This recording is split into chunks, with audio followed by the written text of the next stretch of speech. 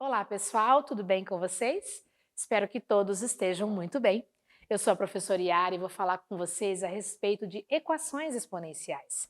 Neste vídeo, vamos começar a falar sobre exercícios. Para a gente conseguir entender melhor um conteúdo, é fundamental que a gente faça exercícios. Eu separei para vocês uma série de questões para a gente treinar um pouco do que já foi apresentado a vocês. Tudo bem? Neste vídeo vamos falar de 3 exemplos e eu vou chamar de parte 1. Vamos lá? Então vejam, o primeiro caso, nós temos uma situação de exponencial onde as bases já estão iguais. Portanto, basta que eu faça essa eliminação das bases e vou resolver então a operação que sobrou no expoente.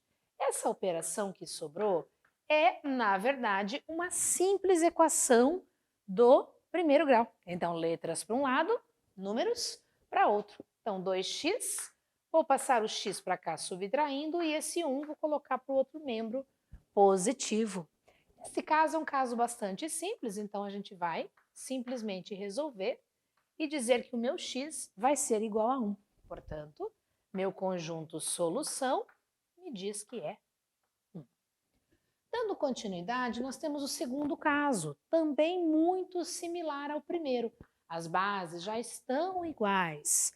Então, teremos o seguinte, x igual a 5 menos x. Como é do primeiro grau também, nós faremos letras para um lado e números para outro, ok? Então, x, passa esse x aqui, ó, somando, e o 5 mantemos lá no segundo membro.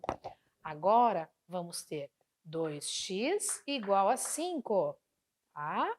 X igual a 5 sobre 2. Podemos deixar em decimal, eu vou manter ele em fração, ok? Portanto, o conjunto solução, 5 sobre 2. Muito bem. E aí, nós vamos falar do último caso. Esse último caso, a gente tem uma estratégia importante para ele e eu vou colocar um complemento aqui para vocês.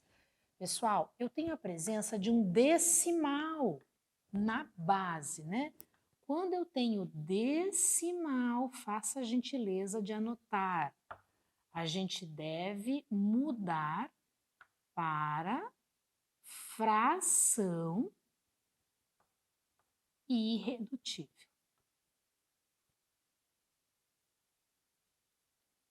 Nesse caso em especial, eu vou utilizar uma outra estratégia, tá? Então, nós temos a possibilidade de gerar essa fração irredutível, mas nesse caso, nós temos uma situação de potência de 10. Então, nós vamos fazer de maneira compacta a notação científica.